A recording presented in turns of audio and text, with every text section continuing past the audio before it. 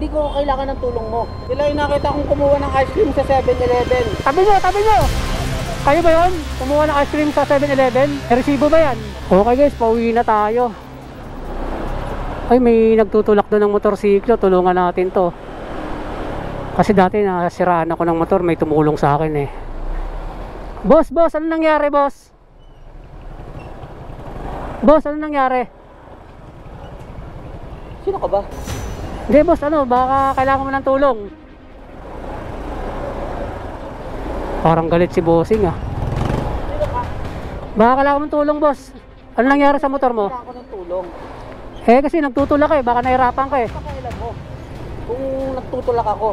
Hindi, tulungan lang kita para makauwi ka na kagad. Hindi ko kailangan ng tulong mo.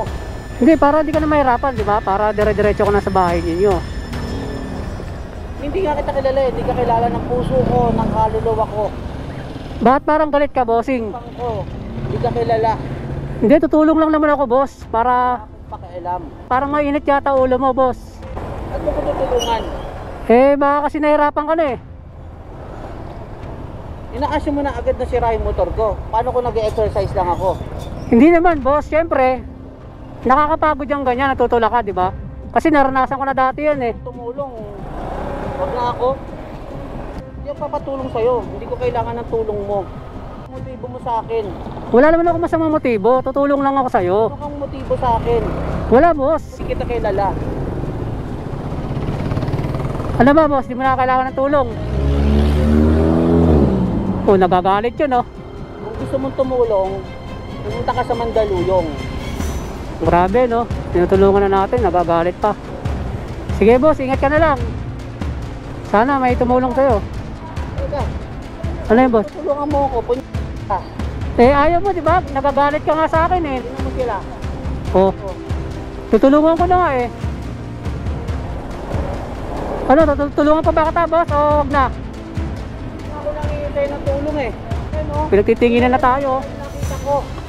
Kaya nga, pinagtitinginan na tayo, eh. Tutulong lang naman ako sa'yo. Sila. Ba't hindi sila ang mga tulungan mo? Okay lang, yung pauwi na yan. Sa pampublikong paaralan. Hindi, boss. Yung motor mo ang tutulungan natin. Ang dami pwedeng tulungan. Hindi nga, ikaw nga kasi yung naglalakad. Baka kailangan mo ng tulong. Lakad. Di ba nagtutulak ka? Na ako. Nag-exercise ka lang ba? Okay. Okay, akala ko kasi kailangan mo ng tulong, boss eh. Sige, boss. Salamat, boss ah. Teka lang. Sabi mo, Bakit ba? tulungan mo ako po. Oo nga sana, boss. Kaso exercise sabi mo, di ba? Halika, tulungan mo ako. Sige, tara. Tulak kita. Grabe, hindi pala sira yung motor nun. Nagtutulak lang daw siya para...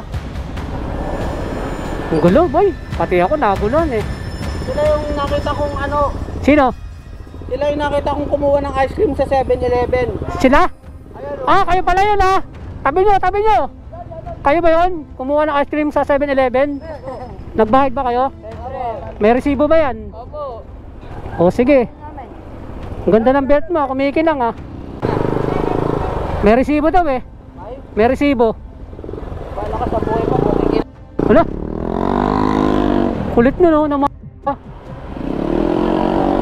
Akala ko sira yung motor. Nag-exercise lang pala. Labo tol. Bihira.